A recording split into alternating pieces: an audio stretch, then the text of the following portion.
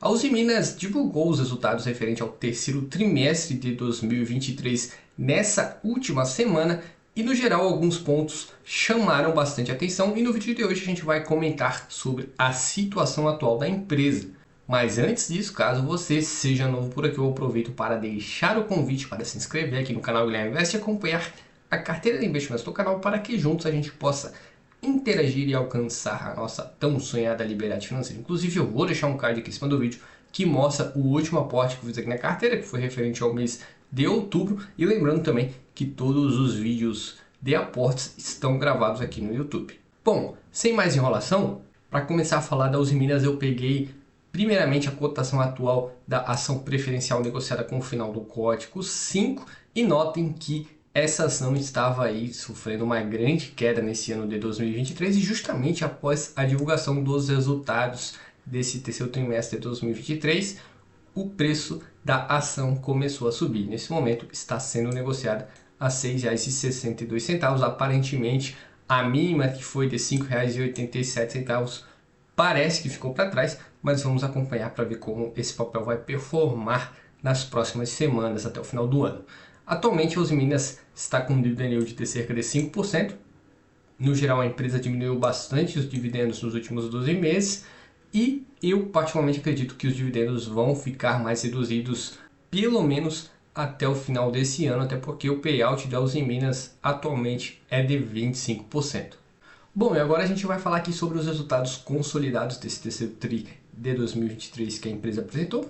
A receita líquida fechou em 6,7 bi. Teve uma grande queda desde o terceiro trimestre de 2022, no geral era até esperado, o mercado esfriou um pouco, isso diminuiu as vendas também e o preço das vendas dos produtos do geral que a Usiminas vende, principalmente no ramo de siderurgia, que é o foco principal da Usiminas atualmente. O EBITDA da companhia também desabou, onde fechou negativo em mais ou menos 20 milhões nesse terceiro trimestre de 2023. No mesmo período do ano passado, o EBITDA estava em mais ou menos 836 milhões. Ainda o resultado, desse terceiro tri ainda estava com preços mais elevados e era esperado até uma queda também, mas parece que realmente caiu demais. Inclusive, a empresa enfatizou que isso realmente aconteceu por conta do resultado da siderurgia. O mix de produtos da empresa realmente teve um grande problema aí nesse terceiro trimestre de 2023 por conta do preço principalmente. E com isso, o lucro líquido, na verdade, o prejuízo líquido do período fechou em 166 milhões de reais. E considerando os últimos 12 meses, que é a partir do quarto trimestre de 2022 até esse terceiro tri de 2023, sumarizando todos esses montantes, a empresa está com um prejuízo aí nos últimos 12 meses e isso aí meio que vem chamando atenção negativamente falando, Eu até esperava que a empresa apresentasse um lucro pequeno, mas veio esse prejuízo. Vamos acompanhar aí os próximos resultados e ver como vai fechar o quarto trimestre de 23, mas dificilmente a recuperação vai vir no curto prazo, mesmo com o Alto Forno 3 aí passando por essa reforma. Já é esperado que seja mais efetiva a produção, mas uma recuperação tão rápida eu acho que não deve ocorrer. Bom, e como o foco da Usiminas realmente é o setor de siderurgia e foi o setor mais afetado aí nesse terceiro trimestre de 23, a gente tem aqui a situação atual, No geral, a Usiminas atua em outros setores, mineração, por exemplo, se saiu bem até, mas siderurgia foi um problema aí nesse trimestre. De cara, a empresa já aponta que teve uma queda aí na receita líquida, principalmente por conta das vendas de aço, que foi aí de mais ou menos 2% se a gente comparar com o terceiro trimestre de 2023. Porém, o que realmente afetou foi a queda na receita líquida por tonelada. Notem que realmente caiu demais aí nesses últimos anos e justamente por isso que houve esse grande problema aí no EBITDA da companhia. O EBITDA basicamente demonstra, é um indicador na verdade, que demonstra melhor o que está ocorrendo com o operacional da companhia, e o EBITDA do setor de siderurgia fechou negativo em mais ou menos 251 milhões. Caiu bastante, já vinha caindo, mas fechar negativo talvez seja um ponto aí extremamente negativo. E isso é importante também o investidor se atentar, né? Quem investe em Usiminas no longo prazo, no geral, tem que ter um pouco de estômago. A empresa passa por altas e baixas. É uma empresa aí bem cíclica. Eu até vi uma parte aí da apresentação dos resultados, eu até que estou um pouco otimista aí já para o quarto trimestre, né? Mas esse prejuízo meio que pegou de surpresa algumas pessoas. E aqui abrindo o que aconteceu do EBITDA desde o segundo TRI de 23, que era em 184 milhões, né? Lembrando que é o EBITDA apenas do setor de siderurgia, e fechou negativo em 251 milhões. Aqui a empresa enfatiza que realmente foi principalmente por conta do preço do mix, ou seja, o preço de venda dos produtos realmente pesaram bastante aí na queda do EBITDA, apesar de que teve aí uma compensação parcial por conta dos custos que melhoraram um pouco em relação ao segundo TRI de 23. Sobre o CAPEX, a Usiminas, no geral, continua fazendo grandes investimentos no seu ramo de operação. Nesse terceiro trimestre de 2023, a empresa investiu aí cerca de 886 milhões de reais. Foi o maior investimento aí dos últimos 12 meses. E tem também o destaque, né, que são os investimentos aí na reforma do Alto Forno 3, que quando realmente tudo for concluído, é esperado que esse forno seja muito mais eficiente e que os custos de produções sejam menores. Inclusive, isso foi ressaltado aí durante a live da apresentação dos resultados. Só não existe uma estimativa de quanto que realmente vai reduzir de custos e o quão mais eficiente vai ser, mas após essa reforma, quando entrar em produção, quando estiver ali na prática funcionando por completo, aí sim os resultados operacionais da Usiminas podem melhorar.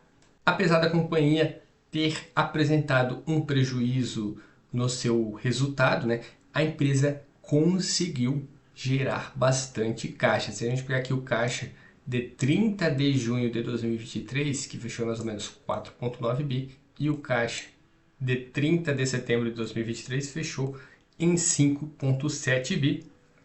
Eu até dei uma analisada aí no fluxo de caixa da companhia, realmente foi principalmente por conta das atividades operacionais da empresa, mesmo com o EBITDA negativo, a geração de caixa foi muito boa. E a principal saída, a gente pode dizer que realmente foi os investimentos da companhia, que é o CAPEX aqui, foi o que mais pesou aí na geração de caixa, mas mesmo assim, a empresa em um trimestre gerou mais de 700 milhões. Foi um caixa aí muito bom que a companhia gerou nesse período.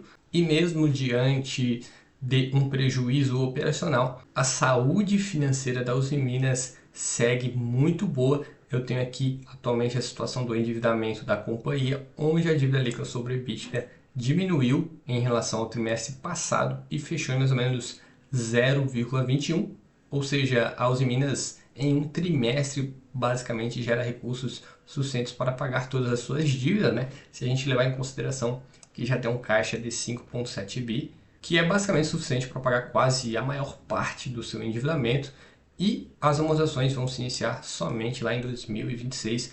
Até lá, não precisa se preocupar com o seu endividamento, é uma situação que está bem controlada. Estrategicamente falando, a Usiminas também está com caixa aí como uma forma de segurança, né, para utilizar nos seus investimentos. Esse recurso investido também gera uma receita financeira. Isso tudo para a empresa ajuda no resultado. Queira ou não, são fatores positivos que no momento dizem que a saúde financeira da companhia realmente está muito boa.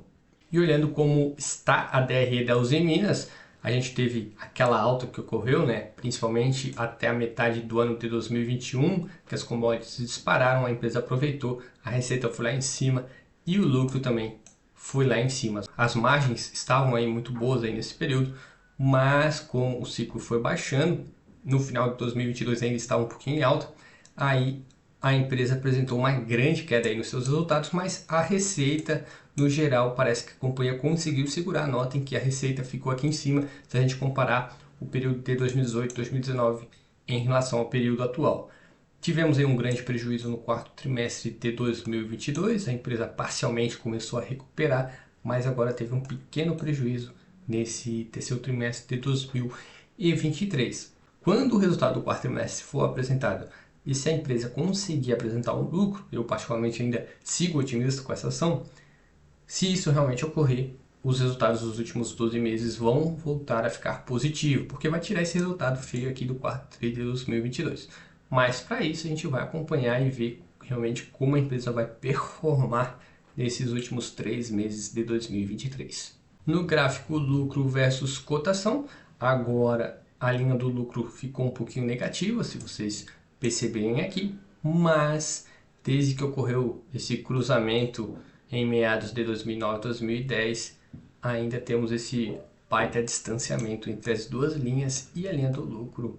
A verdade é que agora é um pequeno prejuízo, ainda está acima dessa linha da cotação. Enquanto isso estiver ocorrendo, né, ainda pode ser que a ação esteja num patamar interessante. Lembrando, né, sempre esse vídeo não é nenhum tipo de recomendação, tem apenas fins educativos e informativos. E também a Uzi Minas é uma ação para os investidores que têm estômago. Afinal, os ciclos de altas e baixas acontecem bastante e isso tudo é refletido nos resultados da companhia. E aqui a gente tem os indicadores atuais da companhia. O preço sobre o lucro ficou negativo, como eu já mencionei anteriormente. O resultado dos últimos 12 meses teve um grande prejuízo no quarto tri de 2022 e agora esse pequeno prejuízo no terceiro tri. Justamente por isso o lucro por ação está negativo. O dividend yield nesse momento está em mais ou menos 5, não é uma empresa que deve pagar tantos dividendos assim, pelo menos nos próximos períodos. E o P sobre VP atualmente é de 0,35. Apesar de tudo, a empresa está apresentando um P sobre VP muito baixo, já que o valor patrimonial da ação é de R$ 18,71. É praticamente 3 vezes o valor da ação atualmente. No quesito endividamento está tudo sob controle. As margens estão bem feias no momento, bem como os indicadores de rentabilidade por conta dos últimos resultados que estão negativos. Apesar de tudo, a empresa vem conseguindo manter as receitas lá em cima e existe, né, até que essa expectativa do mercado que nos próximos trimestres os resultados devam melhorar. Justamente por isso o preço da ação subiu, porque apesar de ter apresentado um prejuízo, a companhia conseguiu gerar um bom fluxo de caixa, está fazendo bons investimentos, tem um alto forno 3 aí que está entrando em funcionamento e nos próximos períodos deve entrar aí com força total. Isso deve melhorar a eficiência da companhia. Existem muitas expectativas positivas para o futuro da empresa, justamente por isso o preço voltou a subir. Mas obviamente, eu até cito novamente, esse vídeo não é nenhum tipo de recomendação. Bom pessoal, eu espero sinceramente que todos tenham gostado desse vídeo. Se você gostou, peço que você deixe o seu gostei, pois vai ajudar ao vídeo chegar a quem possa ter interesse nesse tipo de conteúdo. Um forte abraço e até o próximo vídeo.